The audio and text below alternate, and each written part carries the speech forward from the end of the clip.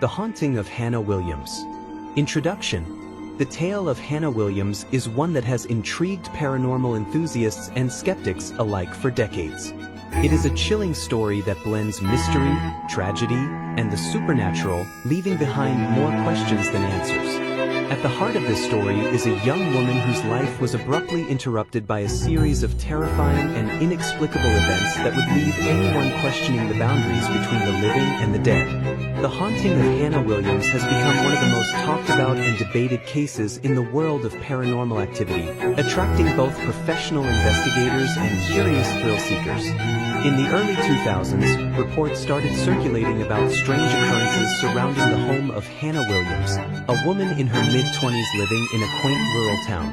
What began as small, unsettling incidents, mysterious noises, objects moving on their own, and unexplained cold spots, soon escalated into a full-blown haunting. Witnesses claimed that strange shadows appeared around her home, eerie whispers echoed through the walls, and objects were violently tossed across rooms. At the same time, Hannah's physical and mental health began to deteriorate, adding to the suspicion that the events might be more than just typical hauntings. Local authorities were initially skeptical, chalking it up to anxiety or even local legends gone awry.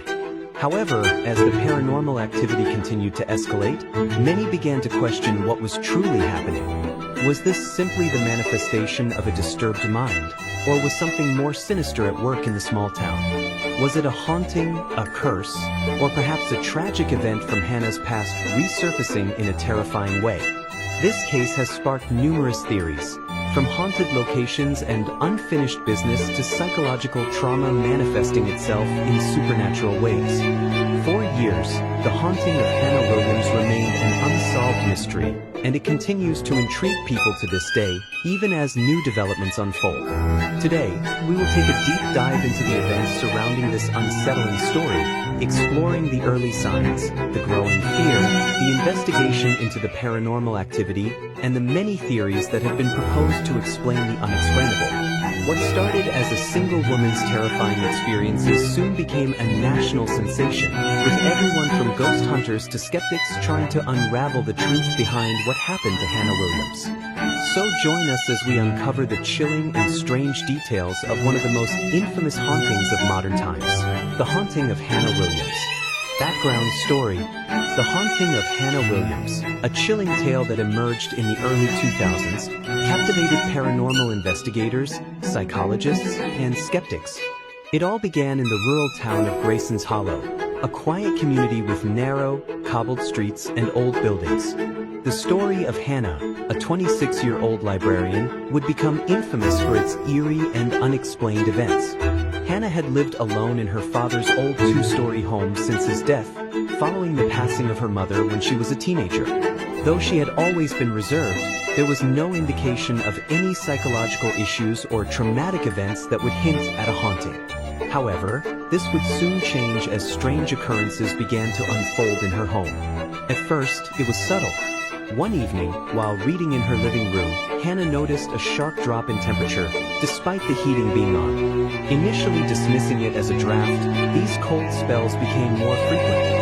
Soon after, objects in her house began to move inexplicably, picture frames shifting, chairs out of place, books stacked oddly. Even the attic door, which Hannah always locked, would be found wide open. Though she told herself it was nothing, the events became harder to ignore. The disturbances escalated. Unexplained footsteps began echoing from above her, even though she lived alone. The sounds were distinct, as though someone was pacing across the floor above her bedroom. Then, whispers began.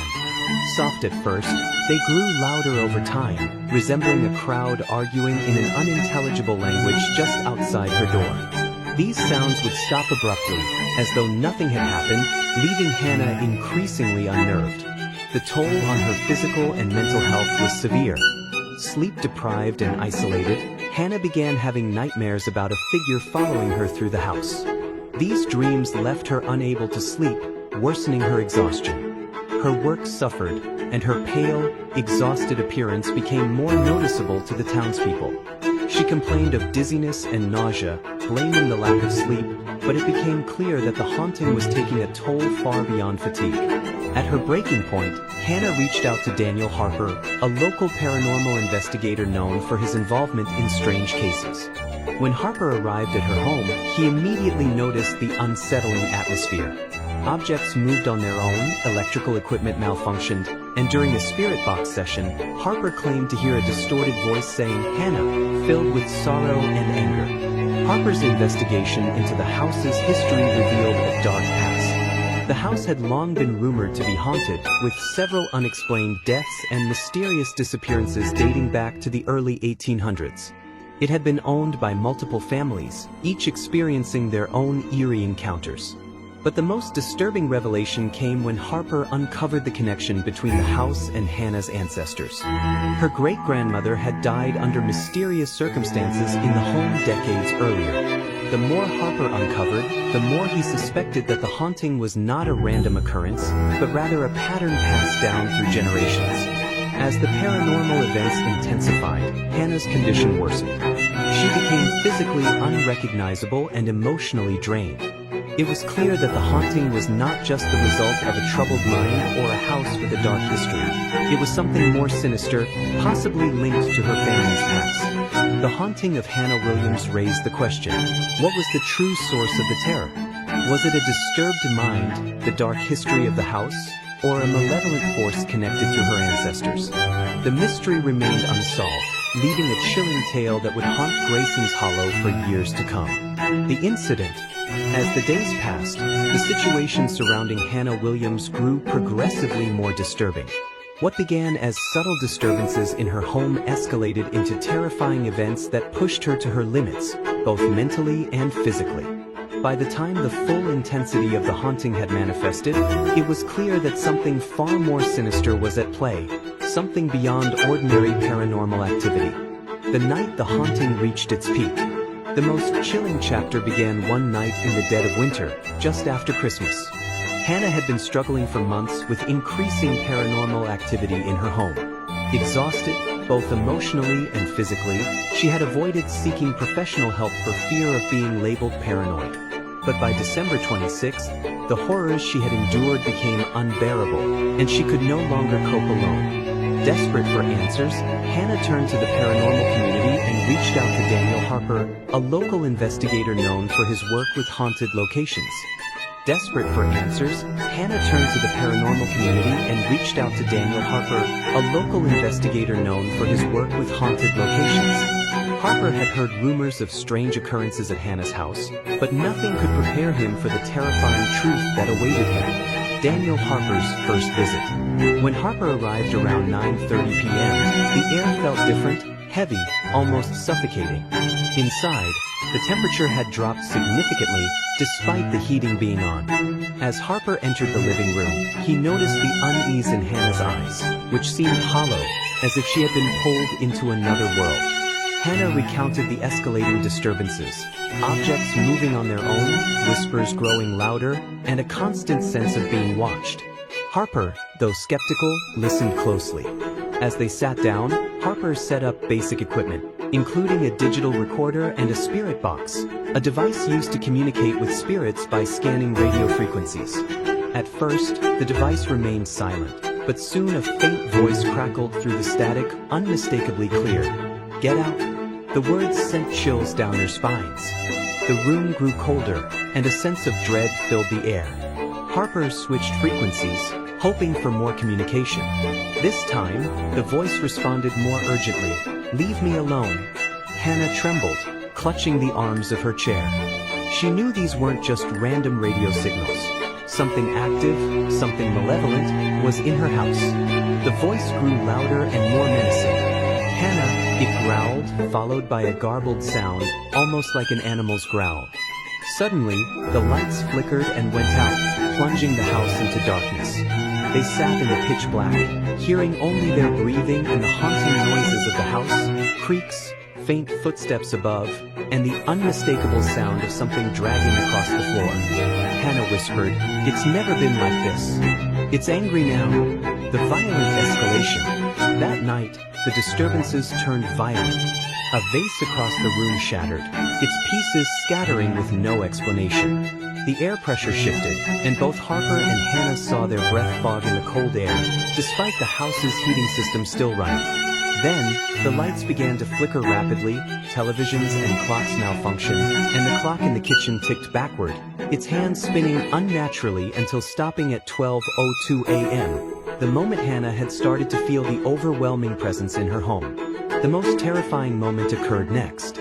Harper turned to see Hannah, standing motionless in the center of the room, her eyes wide and unblinking. When she spoke, her voice was no longer her own. It was deep, guttural, and distorted, like something ancient and malevolent had taken control of her body. "Leave me alone, or I'll make you," she growled, the voice alien to her.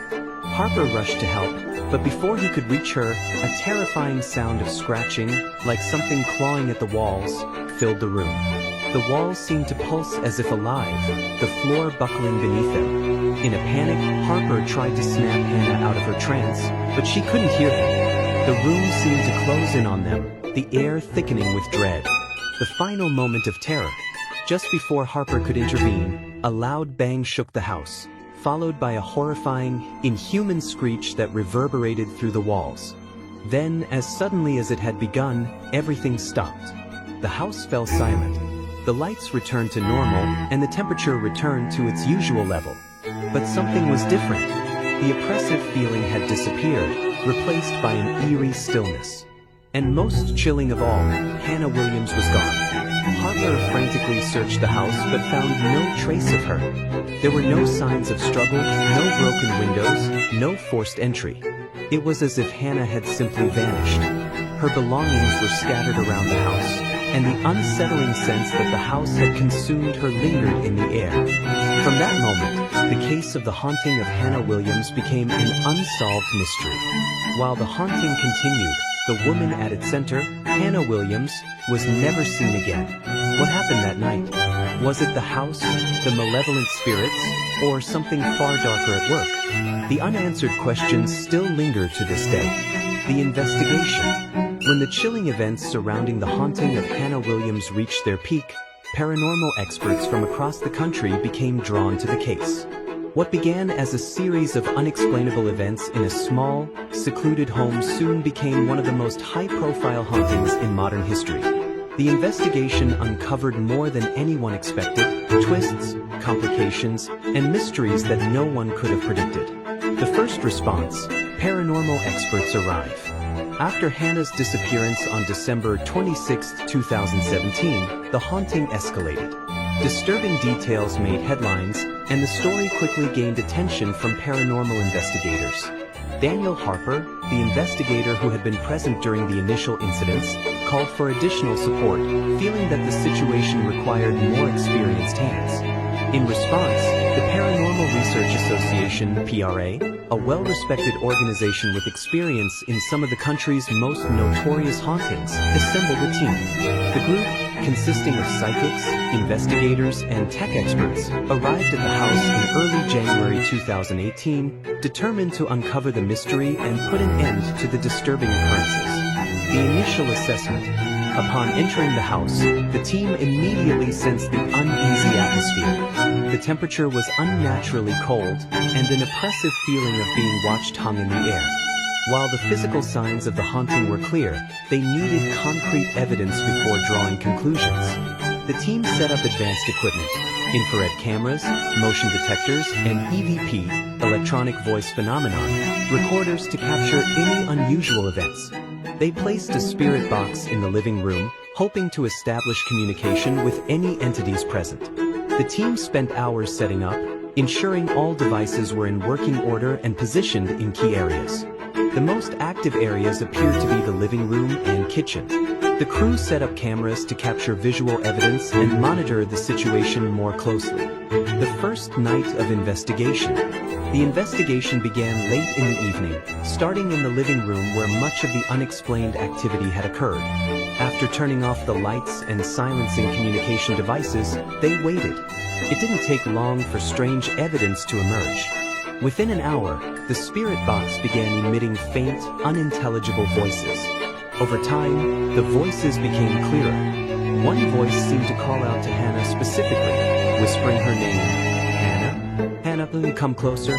The team was immediately on edge. One of the psychics, Rebecca Drayton, had a vision of a tall, shadowy figure, a man in old-fashioned clothing. The figure appeared to be watching them but made no movement. Shortly after, motion detectors in the hallway triggered with no apparent cause. The team rushed to investigate, finding that the temperature had dropped significantly. Infrared cameras captured something even stranger, a shadowy figure darting across the hallway. The figure disappeared before they could react, but the temperature remained cold. These events convinced the team that the house was haunted. However, they knew they needed more substantial proof before concluding the nature of the haunting. The second phase. The investigation deepened as the team began researching the house's history. They consulted local records and historians to uncover any personal tragedies or paranormal events that might explain the disturbances.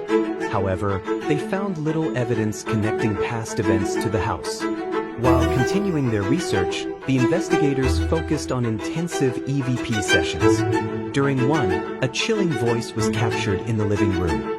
It was faint but unmistakably malevolent. "I'm not done with her yet." The team also used trigger objects, items connected to Hannah, such as family photos and a small locket. They hoped these objects would draw out spirits connected to her or the house. Some objects seemed to move or be displaced on their own, adding to the growing evidence. The psychic mediums and paranormal activity. As the investigation neared its conclusion, the team brought in several psychic mediums to help uncover deeper spiritual connections. One medium, Samantha Bell, claimed to have made contact with a spirit named Claire, a young woman who had died violently in the house many years prior. Bell believed Claire's torment was contributing to the disturbances. However, she also sensed a darker presence, an evil entity that fed off fear and despair. Other mediums confirmed similar feelings, describing overwhelming malice and trapped energy. However, none could identify the darker entity. Was it tied to the house, or had it latched onto Hannah specifically, tempting an exorcism? As the investigation wrapped up, the team consulted with experts in exorcism. They reached out to Father Michael Harris, a priest experienced in dealing with malevolent hauntings. Together, they planned a ritual cleansing of the house, hoping to rid it of the spirits and entities tormenting Hannah. On the final night of the investigation, with Father Harris leading the exorcism, the team entered the house. They began with prayers, sprinkling holy water throughout the house, and chanting incantations meant to drive out spirits. At first, everything seemed to go according to plan. But as they progressed, the temperature dropped again, and the ominous whispering from the spirit box returned. The house seemed to fight back.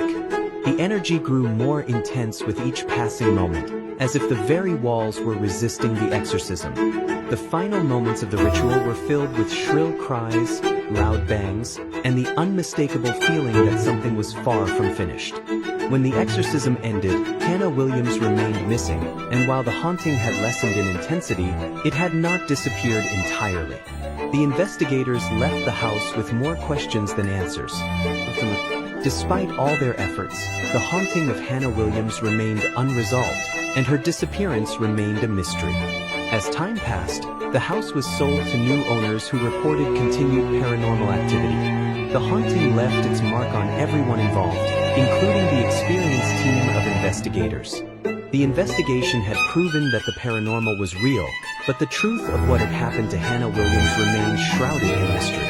The case became an enigma, with no clear answers, leaving an unsettling sense of the unknown to linger. Theories and speculations. As the investigation into the haunting of Hannah Williams continued, theories surrounding the origins of the disturbances grew more complex. Each piece of evidence gathered by the paranormal investigators, psychics, and residents deepened the mystery, sparking various explanations, from paranormal forces to psychological factors. These theories ranged widely, each trying to make sense of the terrifying events. Theory 1. The Ghost of Claire. One primary theory suggested that the haunting was linked to the tragic death of a young woman named Claire, whose spirit was sensed by several psychics during the investigation. According to the mediums, Claire's spirit haunted the house, tormenting those who entered. Claire had died violently many years ago, possibly in the house itself, and her death remained an unsolved crime. The psychics believed her restless spirit had become trapped in the home. This theory was compelling due to the strong emotional energy filling the house, particularly the living room, where Hannah experienced much of the haunting. The psychics noted that Claire's anger over her untimely death seemed to manifest in the form of poltergeist activity, moving objects, strange noises, and shadows seen at night. Some psychics felt that Claire sought recognition and release from her earthly bonds. Despite these compelling visions, however, the evidence for Claire's involvement remained circumstantial. No physical proof ever confirmed her identity or the circumstances of her death, and the theory remained inconclusive without solid evidence to validate it. Theory 2, a darker entity. A second, darker theory proposed that the haunting was caused by a malevolent entity, a dark spirit or demon that had latched onto the house and preyed on its inhabitants. This entity was thought to be far older and more dangerous than the spirit of Claire. Psychics and mediums involved in the investigation believed this dark presence was not just a restless spirit but an evil force that thrived on fear and despair. The house, already a site of emotional distress due to Claire's past death, was believed to have attracted this malevolent entity. It was thought to feed on the terror and suffering of its victims, manipulating their emotions, particularly fear, anxiety, and confusion. The shadowy figures described by mediums, as well as cold spots and unexplained noises, were seen as manifestations of this entity's power. Investigators believed that the terrifying experiences Hannah and her family suffered were the result of the entity trying to claim their souls or trap them in a cycle of fear. The theory gained further credibility after the haunting intensified following the Williams family's move-in, culminating in Hannah's disappearance. It seemed that the entity may have followed the family or targeted them specifically, drawn to their vulnerability. However, the theory lacked concrete proof of an actual demonic presence. Catholic exorcists, despite performing rituals, were unable to confirm the existence of such an entity, and the house's history did not indicate any previous demonic activity. Theory 3. Psychological factors. Another theory suggested that the haunting was not caused by paranormal forces but by psychological factors, especially affecting Hannah Williams. This theory proposed that stress, anxiety, or unresolved trauma could have triggered the disturbing events. Mental health experts suggested that the experiences might be a result of mass hysteria or collective delusion. Supporters of this theory pointed to Hannah's personal history. It was discovered that she had been under extreme emotional stress prior to the haunting, including personal loss, financial troubles, and isolation. These factors, it was believed, could have triggered psychological symptoms such as hallucinations, auditory disturbances, and the feeling of being haunted. There was also speculation that the family, living under pressure, may have inadvertently amplified the haunting through fear and suggestion. The collective nature of the haunting, with all family members experiencing similar phenomena, was seen by some as a sign of mass hysteria. This could explain the disturbing events, as heightened emotional states may have triggered psychological responses, leading to the movement of objects, cold spots, and shadowy figures. However, while this theory had some merit, particularly regarding the emotional stress the family experienced, there were still unresolved issues. Many physical phenomena, like objects flying off shelves and temperature fluctuations, could not easily be explained by psychological factors. Additionally, the spirit box recordings and visual evidence captured by investigators could not be dismissed as symptoms of mass hysteria.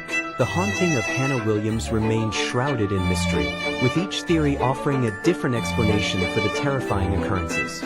While some pointed to the restless spirit of Claire, others suggested a far darker, more malevolent force was at play.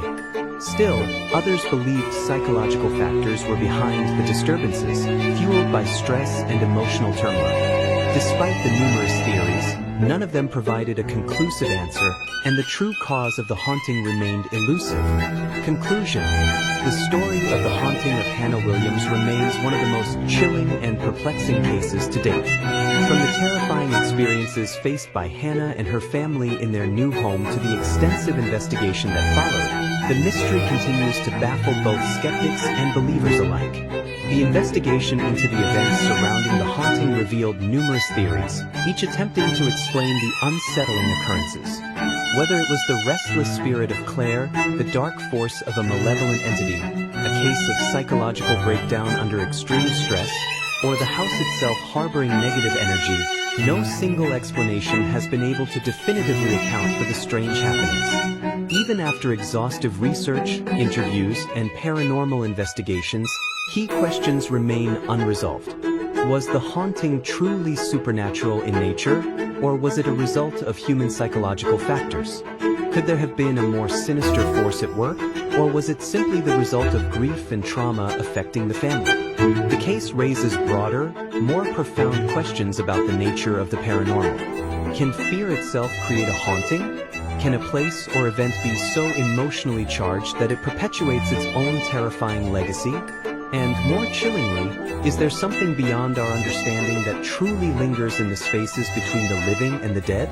In the end, The Haunting of Hannah Williams is a story filled with more questions than answers. The unanswered mysteries echo in the walls of the house, reminding us that sometimes the most terrifying part of a haunting is not the things we can see or hear, but the things we can never fully comprehend. As the story continues to captivate those who dare to investigate, one haunting question remains. What if some mysteries are meant to stay unsolved? Some doors, once opened, are never meant to be closed.